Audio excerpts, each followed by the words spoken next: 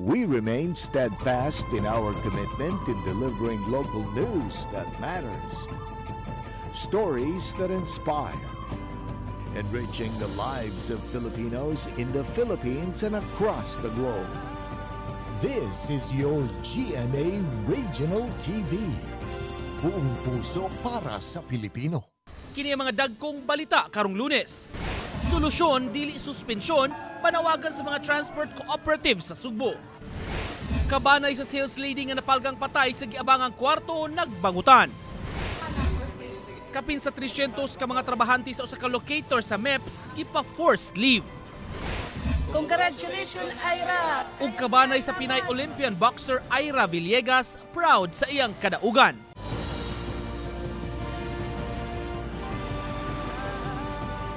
Kini ang GMA Regional TV Balitang Bisdak. Mayong hapon, kini ang inyong GMA Regional TV Balitang Bisdak ang bugtong kasaligan, kasandigan ug kadangpan sa mga Bisaya nga maghatod sa labing dako ug mga nagunang balita nga mahinungdanon sa Central ug Eastern Visayas ug live dinhi sa GMA Complex sa Dakbayan sa Sugbo. Ako si Alan Domingo. Nag-unity walk agig protesta masakop sa lain-laing transport cooperative sa Sugbo. Panawagan nila ipadayon ang jeepney modernization program. Ang report ni Nico Serino.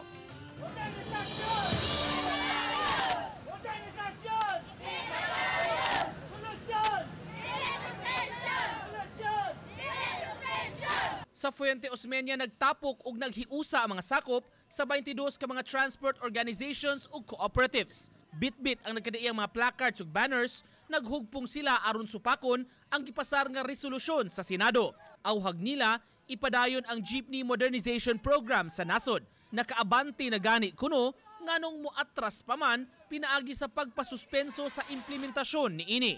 Panahon na nga tagaan nato og sakto og safety nga transportation ang ato ang mga commuters, ang ato ang publiko.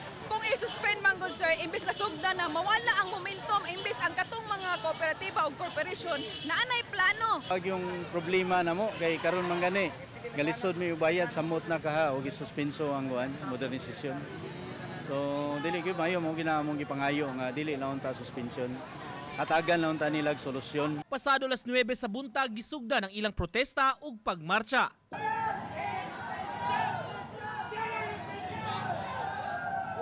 Unang gisubay ang Fuente Circle dayon lahos sa General Maximum Avenue padung sa opisina sa Land Transportation Franchising and Regulatory Board o LTFRB 7. Dunay ubang modern jeepneys nga miuban kanila apan gipasalig sa ilang kahugpungan walay pagkaparalisa sa transportasyon nga hitabo kay mga day off nga drivers ang misalmot.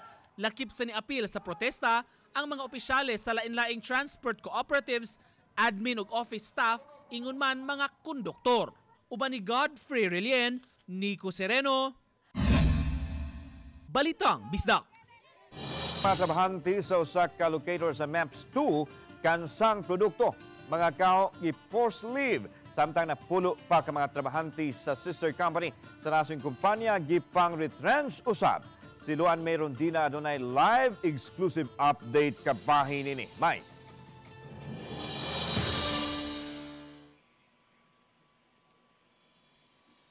Land by Department ang gihimong pagpa-force leave ni ining naasoy mga trabahante ug lakip sa naapektuhan ang mga gwardya.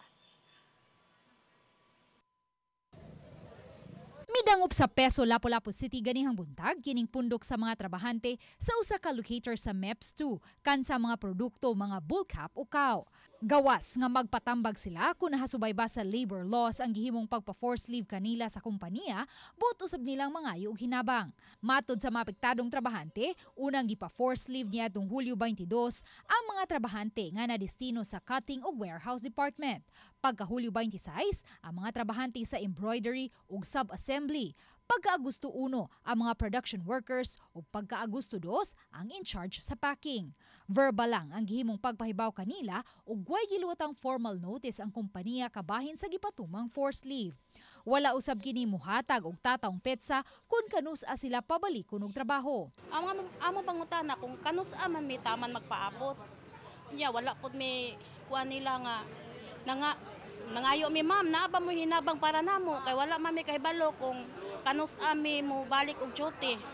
Ila pa ko ng sabutan sa management kung unsa ilang ikahatag sa amoa. Mangayo mi og tabang maski bisag dili lang cash, at least nami makuan bamdawat. Gibisag ginagmay. Matod ni Kim Francisco, peso manager sa Lapu-Lapu City, nga sila na mismo ang makigalayon sa naasoing locator sa MEPS aron masayran ang tinuuray nga estado sa mga trabahante. Kung di gid sila mo hatag, anyway, we are ongoing among communication sa mga workers. So, if ever dili gid nila makuha, then we will be the one to visit the management, the company itself, para makapangayo og mga notice. Ug kay di sila makonsiderar nga mga displaced worker busa, di sila ma-endorse sa DSWD alang sa financial assistance ug sa livelihood assistance usab gikan sa dole. Apan mipadayag ug kaandam ang CSWD Lapu-Lapu City nga mohatag og hinabang sa mga apektadong trabahante. Move forward lang nila og list sa mga affected workers, and then they will assess unsay pwede nila mahatag. So far, siguro dili financial assistance, maybe nabay bugas mahatag. Sa pikas bahin, nakadawat usab ug suwat ang peso Lapu-Lapu gikan sa duha ka sister company sa naasoing locator sa MEPS nga nagpahibaw nga may gipang retrench kini nga mga trabahante. Siyam gikan sa usa ka sister company ug usa sa ikaduhang sister company usab niini. Aron makasustain ang kompanya ang gitumbok nga rason sa gipatumang retrenchment. We will act on this immediately. We will endorse this to DSWD for financial assistance and DOLE for livelihood program.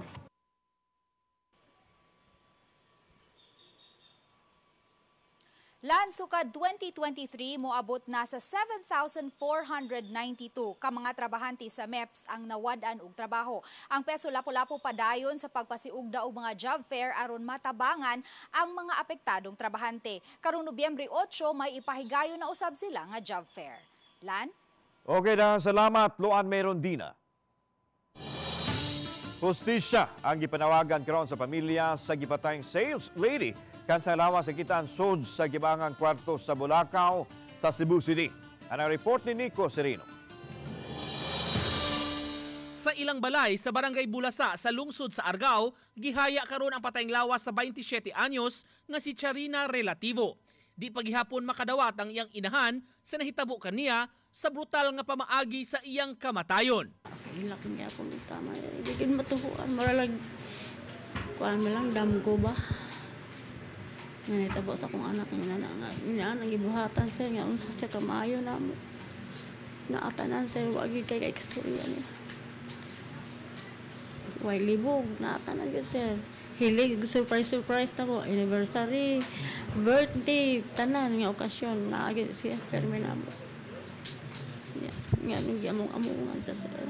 Biyernes, nakitaan sa iyang giabangang kwarto sa may Barangay Bulacau, Cebu City ang biktima. Wa na kinisapot ug daw sa may nasunog nga parte sa ulo ni ini. Ang iyang live-in partner anaa sa trabahoan. Nabalaka kini kay wala na mo reply, lihang oras sa sapunta nga magpreparar aron pag-duty, maong nihangyo siya sa silingan nga susihon kini. Laing silingan ang nakadungog kuno og tingog sa pikas kwarto. Asa man to dapita? Unsa man to tinguga man to na ako ano? Murag diri man ang tingog ano siya. Mura ra bag naitingog sa babae mami nga ni ana na. Murag ni utong ba? Ang kulo. Ni ba tug ay dunggaban to ni gawas na ko diri. Naatay gitan-aw nga ang gulo.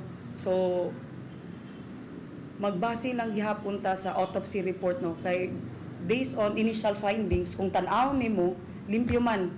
Pero ang visible lang signs dito is katong nasunog ang ulo. So una na to tan-aw it's either personal grudge. Pero as of now as to namagway ni kalap nga istorya nga gi-rape. Pero again, I just want to clarify, we will be awaiting results of the kanang autopsy report. Sa responsable sa krimen, kini ang mensahe sa inahan sa biktima. Mangutana gyud ko sir nganong gibuhat niya sa akong anak sir. Nga, unsa may sala sa akong anak kabuutan sa akong anak anong iyang gibuhatan anak. Kalami ka niyang damo-damuhan sa naapa sa tubangan. Uban ni Cleofer Lumayag, Nico Sereno. Balitang Bisdak. Nakabalik na sa katungdanan si Bohol Governor Enrico Aristotol Aumentado human gibakwi sa Ombudsman ang suspension order nini. Karong adlaw malipay mibalik ang gobernador sa Kapitolyo human sa duha ka buwan nga pagkasuspenso. Bulungtad unta hangtod sa Nobyembre karong tuiga ang gipahamtang nga suspension order batok kang Aumentado. Happy ta na nahitabo na kay para nato sure mo jud ko na valid ang among mga rason na nganong dili mi angay ma-appeal sa suspension. Migawas ang mando sa Ombudsman Hulyo 31 og nadawat ang digital copy sa miaging Biyernes hapon. Gawas sa gobernador gilibkas usab ang pagkasuspenso sa lain pang 30 ka mga opisyal nga naglakip sa unom ka mga mayor ug sa mga kapitan sa barangay. Girawat sa Ombudsman ang pagpatinaw ni Aumentado o lain pang 30 ka mga opisyal, si Aumentado og 68 pa ka mga opisyal. Gipahamtangan og preventive suspension sud sa unom ka buwan sugod ni adtong Mayo 28 tungod sa pagpalambo sa Captain's Peak Garden and Resort sa lungsod sa Sagbayan nga usa ka protected area.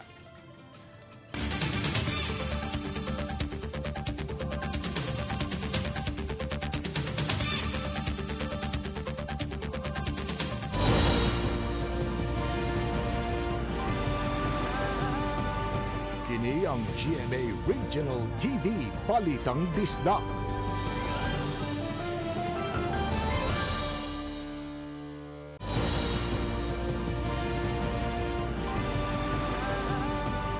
Kini ang GMA Regional TV Balitang Bisdak.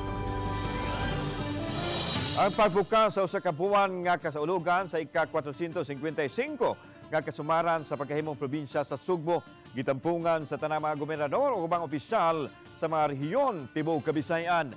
Ang pinasidunggang dinapit mao ang First Lady sa nasod, Lisa Aranita Marcos. Anay report. Unang gipahigayon ang pagpakayab sa bandera sa nasod at tubangan sa Kapitolyo nga gitampungan ni Governor Juan Garcia, mga opisyal o kawani sa provincial government. Mitambong usab si First Lady Lisa Aranita Marcos nga maoy pinasidunggang dinapit sa kasaulugan.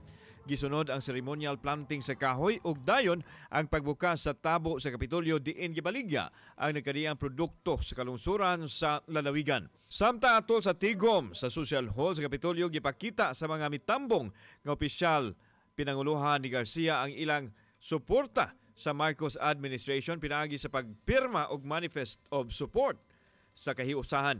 Mitambong ang tanang unom ka gobernador sa Kabisayan kinsa gitawag ni Governor Juan Garcia alang sa pagpirma usab sa manifest of support sa kasamtangang administrasyon.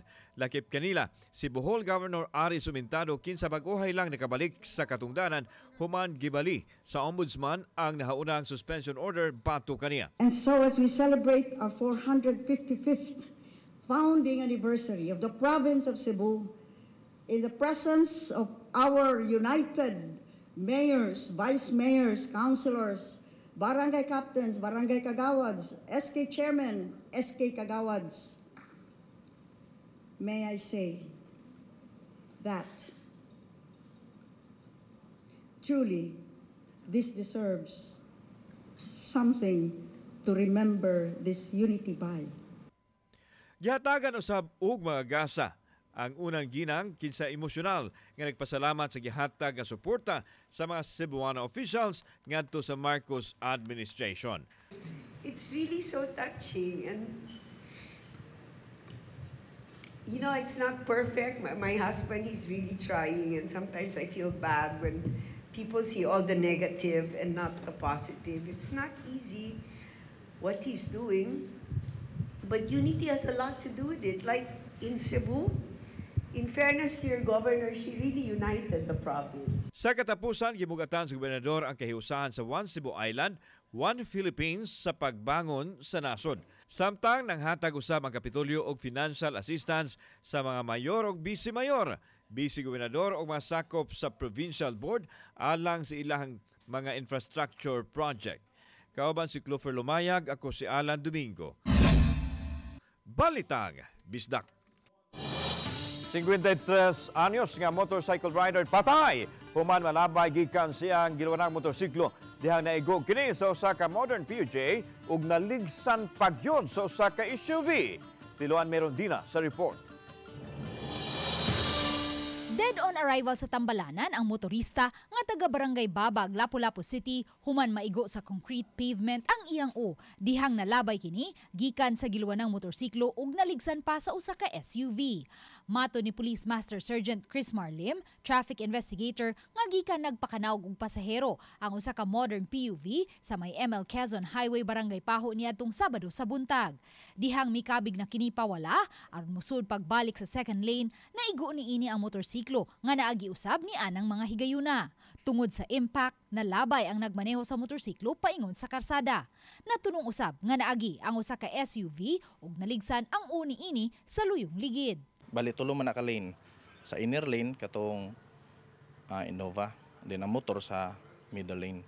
Outer lane ang modern jeep. So paglagpot, pag-igo nila sa modern jeep, nalagpot siya sa inner lane. Sa kung asa nagdaga na ang Innova. Pero yung ulo rasad gyud ang ningsudig to. Moto ang ulo gyud na naigo. Apan ang driver sa modern PUV nga si Chris J. Lagutan, 38 anyos, mipasabot nga misignal man siya pawala. Gani, gitanaw pa niya kung wa bay sakyanan sa iyang wang bahin apan matod niya kusog ang dagan sa motorsiklo. Paglubag na ko kusog ang dagan nga motor, moto nga naglingi po siya diri sa Gaisano kay masahero man siya. Moto naigo siya sa sira sa kuan sa driver side. Moto pagtumba niya nagdahig siya sa unahan, naligsan niya sa atong Innova. Parehong gitanggong sa Lapu-Lapu City Police Temporary Holding Cell ang driver sa modern PUV ug sa SUV. Ug gi-impound usab ang ilang mga sakyanan. Apan kagahapon, gikatahong nagkagabot og kasabutan ang pamilya sa motorista ug sa nagmaneho sa SUV, hinungdan nga gi-release na kini sa kapulisan. Karon lang hapon, nagkasabot na usab ang pamilya sa biktima ug ang driver sa modern PUV. Giswayan sa RTV Balitang Bisdak, pagkuha ang habig sa pamilya sa motorista apan nagdumili kini pagluwat og pamahayag. Samtang ani ay pahimangno ang Traffic Enforcement Unit sa Lapu-Lapu City Police sa tanang magmaneho og mga sakyanan. Always careful ta sa pag-drive before ta mo execute og left or right, dapat i-double check na to. Kay once ma-involve ta sa bangga, dili ra kwarta og oras may masayang life sa tao. Uban ni Marlon Melgazo, Luan Merondina, Balitang Wisdak. Good news karong simanaha, laing pag-ubos sa presyo sa produktong petrolyo ang mabatigan sa mga motorista sugod ug mga adlaw Martes. Karong adlaw gipaybaw sa mga oil companies nga mopatuman sila og laing pagminos sa presyo sa produktong petrolyo. Kini na ang ikaduhang semana sa pagpatuman sa rollback sa gasolina samtang ikaupat na nga semana alang sa diesel o kerosene. Gipahibaw sa Sea Oil Philippines o Shell Pilipinas nga 10 centavos o 20 centavos ang pagminos sa presyos gasolina o krudo matag litro samtang 45 centavos usab alang sa kerosene. Samang pag-us-us usab ang ipatuman sa clean fuel o petrogas. Gawas lang sa kerosene ngawa nila ibaligya. Nagsugod ang rollback sa Sea Oil o Shell alas 6 ugma sa buntag samtang alas 12 uno usab ugma sa udto sa clean fuel o petrogas.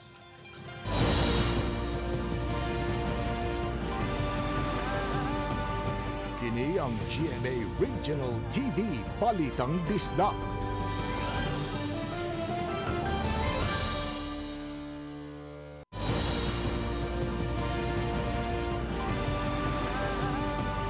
Kini ang GMA Regional TV Balitang Bisdak. Update sa nahitabong krimen sa Barangay Bulacau, ang 25 anyos ng lalaking silingan raw sab sa sales lady nga gipatay sa sitio Laguna, Barangay Bulacau, Cebu City ang gitumbok na karon sa kapulisan nga mao'y suspect sa krimen.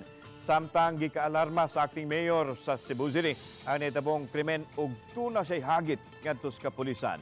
Ani ang report. Gipresentar sa Cebu City Police Office ngadto kang Cebu City Acting Mayor Raymond Garcia ang suspect nga si alias Darrell. Gisaysay sa CCP official ang sirkumstansya sa pagpatay sa biktimang si Charina Relativo base usam sa extrajudicial confession nga nakuha sa kapulisan gikan sa suspek. Gingong tinguha matod pa suspek nga hilabtan ang biktima apan misukol og nahinay kanini sa pagtuok nga misangpot sa kamatayon sa biktima sulod sa iyang panimay. Nadakpan si alias Darrell niadtong Sabado sa hapon sa kasong illegal possession of firearms sa Barangay Sambag 1. So this time, we'll file the highest crime of murder. It depends upon the prosecutor how he appreciate on the factual circumstance and the evidence presented. And until such time, we will receive officially the result from the crime lab that might develop a particular acts of rape. Gidayeg ni Garcia ang dali ng kasulbaran sa kaso apan sa samang higayon, gipahinumduman ini ang kapulisan nga tutukan ang pagpalahom sa investigasyon. Natahap ang mayor nga posibleng aduna pay laing tao ug kauban nga nihimo sa krimen. Gihulagway nini nga alarming ang nahitabong krimen karon sa syudad. I really have to commend them sa ilang swift kayong action, pero it does not stop there manggod, no. Kinahanglan makuha gid nila ang tanan ng mga accomplices, whoever was involved in the crime. Di magkukumutuo nga usara ni ka individual kay posible nga daghan pa kayo. Seryoso kayo ta aning problema, and then that's why I personally came here just to make sure that everything is in order, and not only in order, ako personally makakita ko as witness, o ako personally I can give the instructions to the police on what is essential and what has to be done. Are you alarmed? Very much alarmed. Attorney na ako. Sumakuan na lang ka sa lawyer nimo. Okay. Kauban si Clover Lumayag, ako si Alan Domingo. Balitang Bisdak. May nito gisuga sa mga Pinoy fans ngadto sa venue sa Artistic Gymnastics sa arena sa Paris.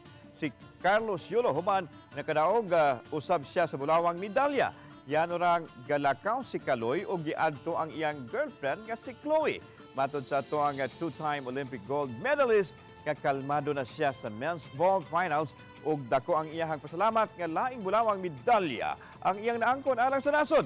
Gihalad niya ang iyang kalampusan sa Paris Olympics 2024 sa mga kaubang Pinoy athletes nga nagdala og dungog sa atong nasod. Pong magpasalamat sa pagpupuyat niyo po, grabe po sa pag-take ng time po mga kapuso na pagdasal ako, panoorin, subaybayan. Maraming salamat po sa inyo lahat.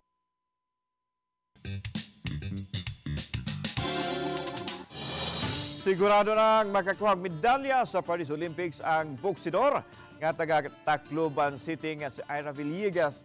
Tibok pamilya niya todo suporta ug nag-ampo alang siyang kalampusan. Anong report?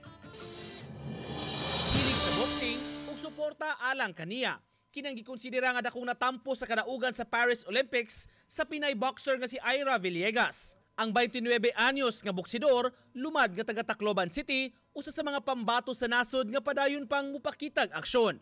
Sa ilang balay, makita sa bungbong ang mga achievements ni Ira isip sports enthusiast. Dili lang kuno boxing, bisan airsoft o riding adventures. Matod sa iyang ginikanan, idolo ni ini ang maguwa nga si Romnick, usa ka boksingero usab og trainer. Misaad kuno si Ira nga dili pasagdan ang pag-eskwela bisan sa pagpamoksing, maong gisuportaan sa ginikanan ang hilig sa anak. Iti papasalamat ko lahat na iya nga nagdaog iya nga padayon laton iya karuyag. Kay adi man kami nga amay para kuha iya magsuporta. Proud ako dako anak. Damo nga salamat. Taking kuha iya anak padayon laton imo laban. Laban mo ito para kaupayan ni aton nasod. Tacloban, Pilipinas. Laban la para Pilipinas. Sabi ko sa kanya, yan ay meron ng nakakuha ka na ng medal, tinalo mo yung hometown, kalaban mo, i-ambisyon mo na mag-gold, tuloy-tuloy na yan. Sa katapusang away ni Ira ni atong Domingo, nakatutok ang iyang pamilya. Dili hinuon sa TV apan sa social media, sila nagtan-aw aron sa pagsuporta kaniya. Hilabihan ang ilang kalipay sa iyang kadaugan. Siyempre, sobra kaming happy. Unexpected na mananalo. Pero nagpe-prayer po kami na manalo talaga siya. Tapos sa hopefully, manalo din siya sa silver, hindi lang para sa kapatid ko, pati rin sa sa ibang manglalaro. Masaya po kami. Nanalo ang anak ko. Proud na proud po kami. Kaming pamilya niya. Congrats at saka nakaka-proud na nanalo siya. Congratulations, Ira! Kaya mo yan, laban! Laban Pilipinas. Laban Pilipinas. Uban ni Rod Prado, Nico Sereno, Balitang Bisdak.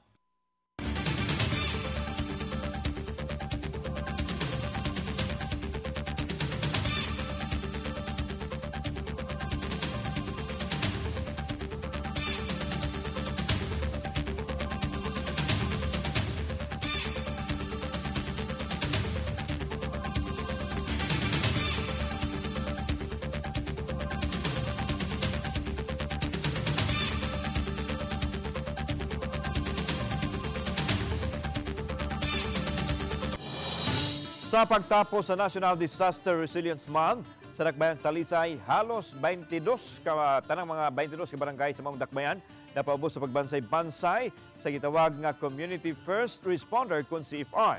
Gisugdan ang training sa nakadayang kabaranggayan atong Agosto 2, 2022. Ubos sa program sa Aksyon Agad sa kagamhanan sa Dakbayan sa Talisay. Gihimo kini human makasinati sa grabeng epekto sa Bagyong Odette tiadtong Disyembre 2021. Mulungtad sa 5 ka adlaw ang training nga magtuki sa saktong pamaagi sa pagtubag sa mga alarma ug paghatag og first aid sa mga mangol. Subay usab kini sa gilatid sa Republic Act 10121 kon Philippine Disaster Risk Reduction and Management Act of 2010 nga naglatid sa pagpanginahanglan sa pagbansay-bansay, pagpangandam, pagtubag sa katalagman ug ang pagbangon sa mga apektado gikan niini. Gibansay ang mga volunteers uban sa ilahang mga opisyal sa Barangay Camp Coordination and Camp Management isip kabahan sa Disaster Risk Reduction and Management. Subay nini giila sa Talisay City Hall ang pagpangandam sa kabarangayan ug gisaaran nga paluyuhan ang tanang Community First Responders kun CFR. 522 ka mga Talisaynon nga nahatagan og libreng training ubos sa TESDA mitapos na gipahigayon ang graduation ceremony sa Lagtang Gymnasium sa mayaging Sabado. Kabahin sila sa scholarship program nga gigahin sa TESDA alang sa mga malupyo sa Dakbayan sa Talisay. Gipahibaw usab ni Mayor Samsam Gulyas nga napalabang na ang ordinansahon nga mag-umol sa bag-ong departamento nga gisangunan lang sa pagkatiman sa livelihood programs sama sa skills training nga gipasugdahan sa TESDA alang sa mga Talisaynon. Tungod nini, taas ang kahigayunan nga sa mga Talisaynon nga makatrabaho. Kaniadto ang livelihood programs ubos man sa City Social Welfare and Development. Isla sa Panganaan sa Dakbayan sa Lapu-Lapu, aduna ni bag-ong barangay hall. Gani formal na giinugurahan ang 160 ka square kilometers nga duha ka andanang multipurpose building sa Islas Panganaan nga mao'y magsilbing bag-ong barangay hall. 15 milyones pesos ang gigahin ubos sa Congressional Fund ni Lapu-Lapu City Lone District Congresswoman Cindy King Chan sa nasuyng proyekto. Human sa ribbon cutting, gisunod usab dayon ang groundbreaking ceremony alang sa bagong solar water system. Kini aron masolusyonan ang suliran sa tubig sa nasuyng isla.